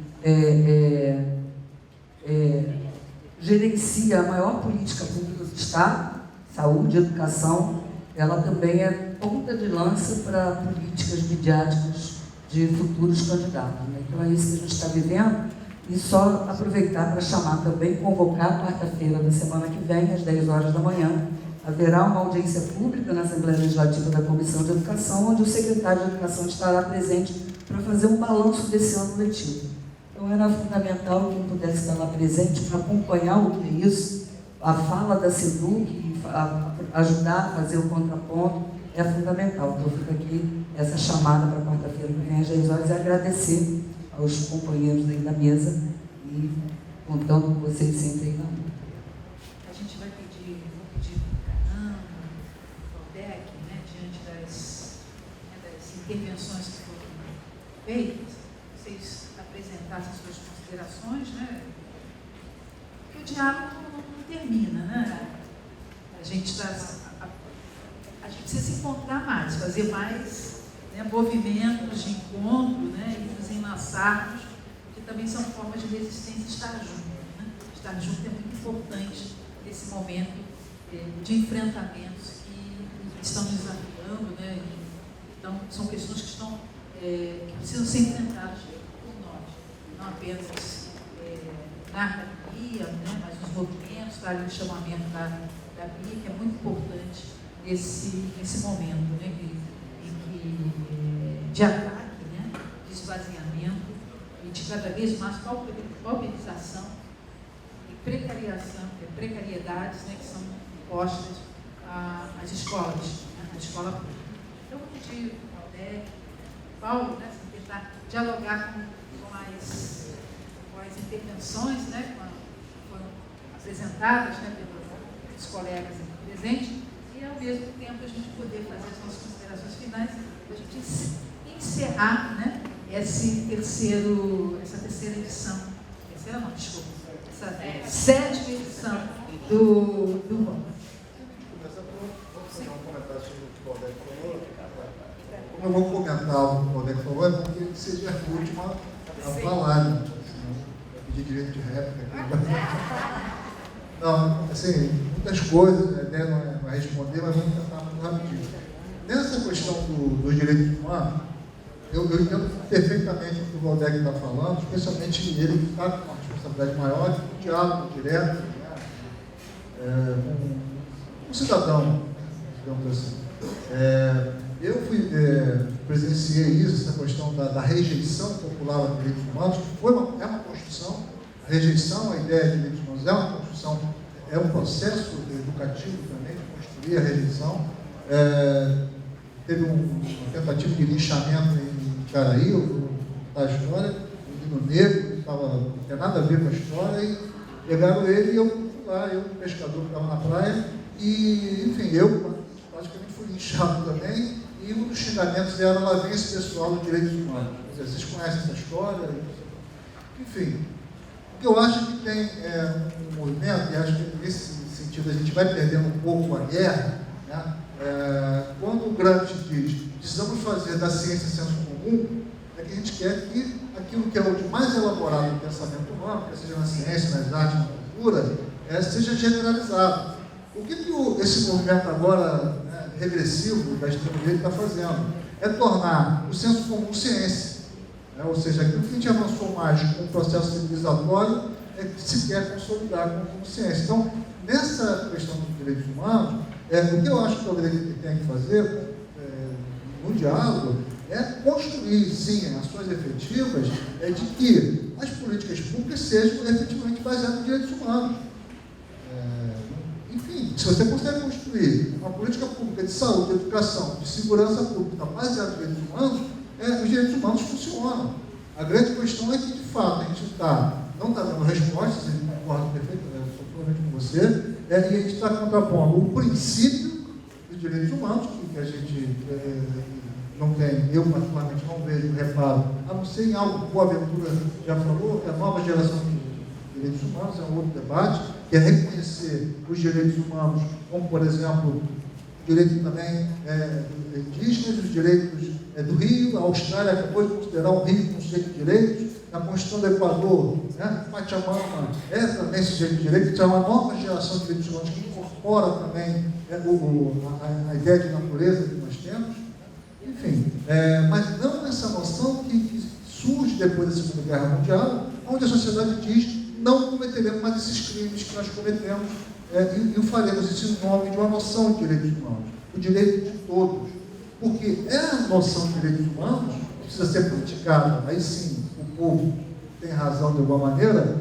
Esse negócio de direitos humanos não resolve o problema de um cara que me mata, um cara que rouba o celular. Percebe? Nós temos que concretizar os direitos humanos, não abandonar a noção de direitos humanos. Porque nesse princípio, a gente pode dizer, a noção de democracia é muito falha também. Vamos pegar alguns atalhos autoritários, porque senão a noção de democracia vai ser jogada no lixo também. Então, não é nem uma discordância com o Valdec, é sempre um aprofundamento do debate, para que a gente não abandone isso que a gente construiu como um arcabouço civilizatório. Esse é o debate aqui. Civilização ou barbárie. Então, muito rapidinho, eu queria falar duas coisas. Uma que Tereza nos trouxe, eu acho que ele está colocando uma questão fundamental. Quando a gente está num debate como esse, com temas tão candentes, a gente fala ou com um militante, ou com alguém que quer resolver, enfim.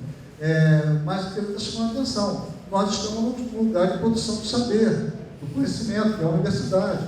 Então, essa dúvida, né, no encontro com a realidade, ela é fundamental. Compreender. Eu acho que precisa compreender o que aconteceu com a gente. Essa que é a grande questão. Então, boa parte da compreensão parte pela questão de um certo vetor, né, de atração das massas em relação, em nome da religião, da religiosidade. Vou dar só um exemplo muito rapidinho, um episódio que tem a ver até com Jongo. Né? Eu tenho alguns filmes sobre Jongo, 5 ou 6 filmes documentados que falam da cultura do Jongo, e eu ia exibir, nem exibia, não tinha nem colocado no programa inicialmente. 4 alunas evangélicas me procuraram e falaram: professor, nós sabemos que o senhor trabalha com macumba. E o Jongo não é macumba. Eu gostaria mais da pedra da macumba, mas não é essa a questão. Elas identificam o tambor da macumba, vocês sabem o que é isso. Então, se o senhor passar filme de macumba, nós não vamos assistir, porque é contra a nossa religião. Nós conversamos com o pastor e o pastor falou que não tem direito de não assistir. Gerou-se um conflito. Eu não mencionei, nem coloquei o filme no produto, não ia colocar, mesmo agora não vou colocar de provocação. Né? Não fiz isso. Só que eu esqueci, e ia ter um debate em Angra dos Reis, da titulação da terra. E aí eu pedi a minha companheira para dar essa aula nesse tipo: ó, já que eu vou estar em Angra dos Reis discutindo a questão da terra do Quilombo, exibe o filme do Quilombo, que nem estava programado, porque acho que vai ser legal. A energia é legal. E eu esqueci das evangélicas, que elas tinham falado comigo no começo do período. Elas assistiram o filme e não aconteceu nada. Elas assistiram o filme. Passou. Passaram 3 semanas depois do final do curso, uma delas me procurou e falou assim: professor, eu queria lhe agradecer por ter exibido o filme, apesar da gente dizer que para não exibir. Porque ela usou essa frase. Eu e mais outra colega descobrimos que nós podemos ser evangélicas, mas com a mente aberta.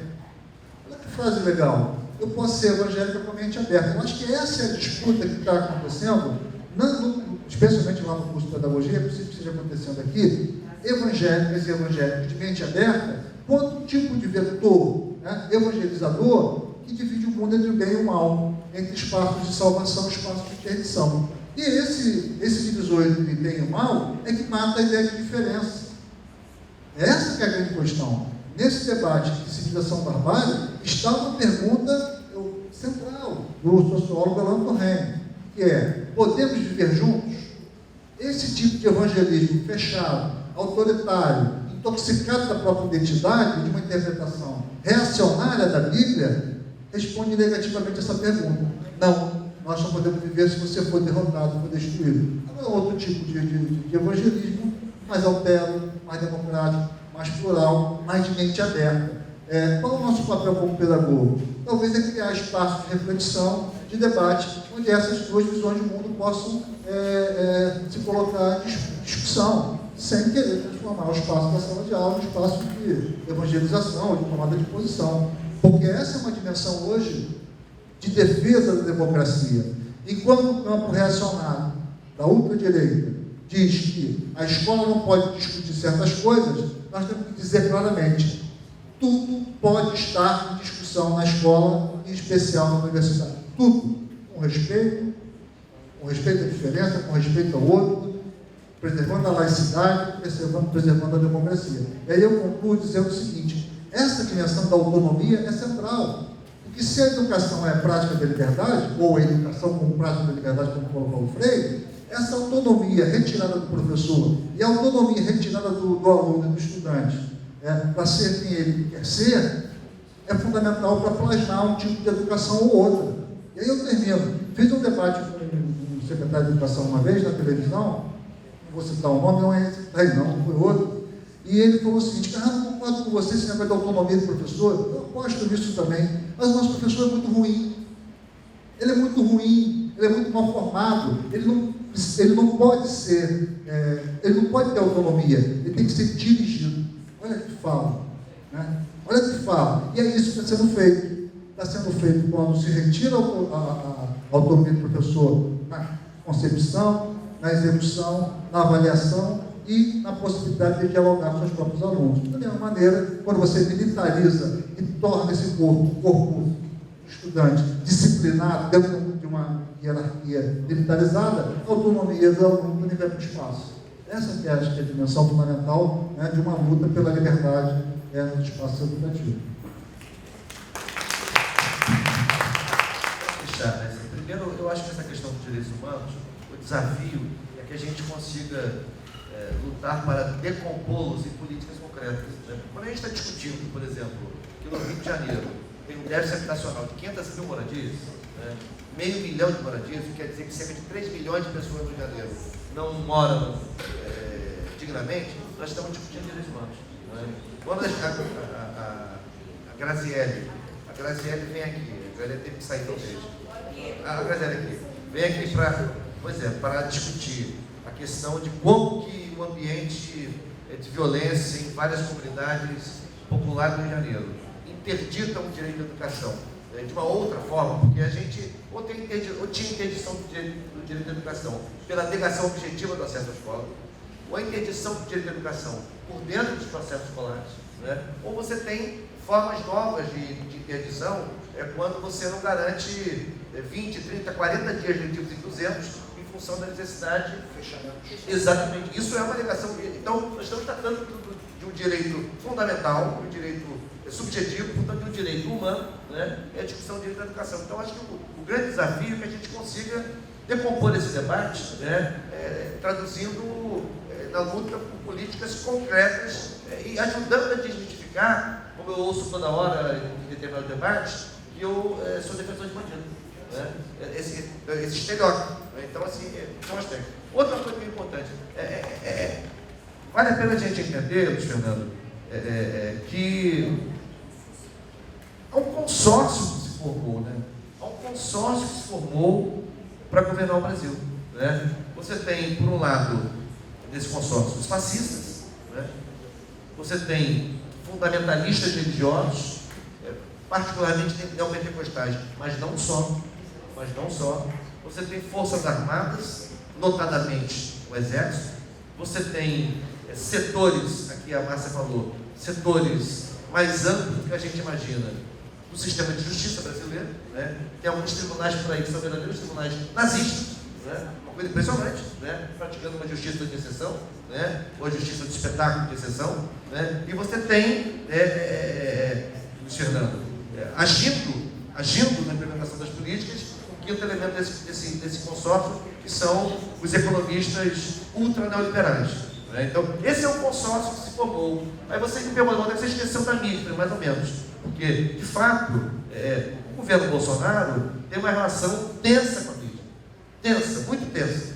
Entretanto, os grandes veículos da mídia oligopolizada apoiam na íntegra a agenda ultraliberal. Né? Essa é a contradição que está posta. Então, tem relação tensa com o Bolsonaro, né? Mas no encaminhamento e na propagação, né? Vejam exatamente. Veja o papel que a mídia cumpriu no debate sobre a reforma da Previdência. Esperem algumas semanas para ver o papel que a mídia vai começar a cumprir no debate sobre a reforma tributária, quando a mídia vai tentar vender para a sociedade que as vinculações constitucionais que protegem o orçamento da educação, que protegem o orçamento da saúde, são entraves, são engessamentos, enfim. Então, daqui a pouco vai começar uma grande campanha midiática, né, de grandes proporções, para convencer a sociedade de que isso é um estorvo que precisa ser eliminado no ordenamento constitucional brasileiro. Então, é importante a gente entender a formação desse consórcio. E, por último, a gente pode até lembrar um pouco, né, o velho Althusser, né, quando se referia aos chamados aparelhos ideológicos do Estado, né, você tem hoje, pelo menos, 4 grandes aparelhos. Você tem a velha mídia, a mídia convencional, né, que no Brasil está organizada da forma como nem está organizada em países ultraliberais, né, a forma de organização do conglomerado da mídia do Brasil. Acho que tem procedente no ambiente capitalista, porque você tem, nem nos Estados Unidos, nem na Europa Ocidental, você tem a possibilidade legal de tanta concentração acionária de veículos de mídia na mão do mesmo acionista, da mesma família, do mesmo grupo empresarial. Isso é um fenômeno muito nosso. Né? Você tem os ambientes religiosos, né, que ganharam muita força com aparelhos difusores e propagadores e inculcadores de uma certa narrativa, uma certa visão de mundo, uma certa perspectiva sobre o mundo. Você tem as redes sociais, né, que viraram um ambiente também potentíssimo de formação de opinião, e você tem o ambiente, digamos, das instituições que integram o campo educacional, escolar, científico, enfim. Então, no campo da mídia oligopolizada, nós estamos em larga desvantagem. Né? No campo religioso, nós também estamos em desvantagem. Né? No campo das redes sociais, eu avalio, né? Enfim, sujeito que as coisas provadas, avalio sofrendo uma derrota em 2018. Então, assim, e eles estão desfechando uma ofensiva sobre o campo, sobre o quarto componente que eles pretendem hegemonizar. Se a gente perceber, o Bolsonaro, enfim, nós sabemos que quadro é esse, né? O Bolsonaro, não é nem que ele tenha cumprido 7 mandatos na Câmara Federal, integrando o chamado baixo clero. Não é só que ele fosse baixo clero, ele estava na rabeira do baixo clero. Ele é um cara completamente inexpressivo, em todos os aspectos. Mas, assim, é muito importante entender, por um lado, raramente a agenda do capital teve tanta guarida para se implementar de maneira completa, como também ele decidiu, né, ele não ele, mas que ele representa, decidiu governar e falar para 1/3 da população. Isso é uma lição estratégica. Né? E esse 1/3 da população para o qual ele fala e para o qual ele governa, é esse 1/3 que aposta, Carrano, na implosão das instituições. A Constituição não vale nada, o Supremo não vale nada vale nada, entendeu? Então, esse discurso meio iconoclasta, meio bota tudo por terra, é um bota abaixo em geral, né? Ele fala para esse povo, né? E faz um cálculo de que, se conseguir manter essa interlocução, essa base de apoio, em 22, né, se ele mantiver esse diálogo e essa base de sustentação, em 2022 ele está no segundo turno. Então, assim, esse é o cálculo que eles estão fazendo. Né? É o cálculo que eles estão fazendo. E apostando de novo, né? Apostando de novo em segmentos das camadas médias, em segmentos da direita, que torcem para ir para Bolsonaro, mas que hipocritamente acompanharam na eleição de 2018, poderão fazê-lo novamente uma eventual polarização com o candidato do campo popular, do campo progressista. Então, enfim, eu acho que os desafios não são pequenos. Quero dizer que a gente precisa de muitos e de muitas vozes, muitas edições, de muitas vozes, né, para fazer essa disputa, que é uma disputa não só de narrativas, mas uma disputa das ideias que sustentam essas narrativas, né, e colocar aqui o nosso mandato à disposição. A gente fez ontem um balanço, para fazer na semana que vem da Comissão de Educação, sobre a CETUC, e ontem fizemos sobre a rede FATEC, que é também uma rede pública estadual importante, com inúmeros problemas. São Gonçalo não conhece tanto essa experiência, porque não tem propriamente uma unidade da FATEC aqui em São Gonçalo, né? Mas, de qualquer maneira, eu quero dizer a vocês que a nossa disposição para a luta política, para o debate, enfim, para fortalecer os movimentos que consideram possível virar esse jogo, oferecer novas alternativas, novas possibilidades para a população brasileira, do Rio de Janeiro em particular, podem contar conosco. Valeu. Exato. Pessoal, a gente está para finalizar esse 7º Vozes.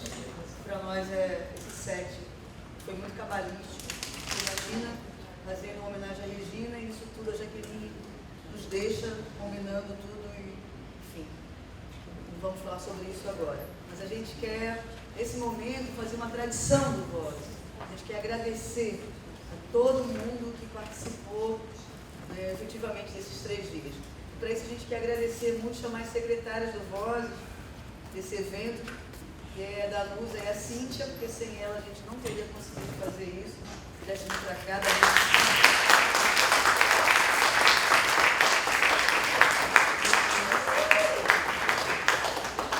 a gente queria chamar a professora Heloísa Carreiro, das Vozes Novas do Vozes, que é a coordenação da Heloísa muito feliz.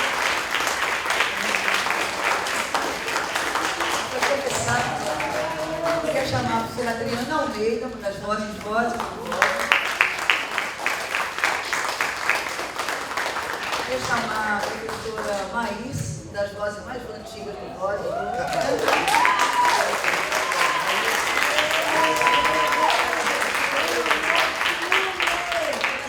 Quer chamar a Elise Ribeiro, essa querida Josolete, sabe?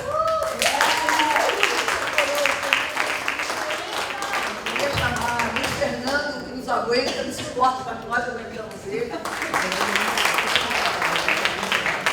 Queria chamar todas as monitoras, Letícia, Isabela, que suportaram estar conosco aqui.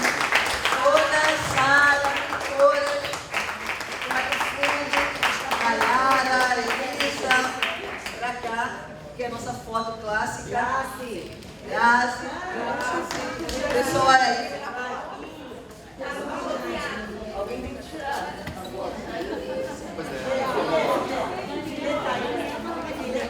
A gente está aqui com pessoas que.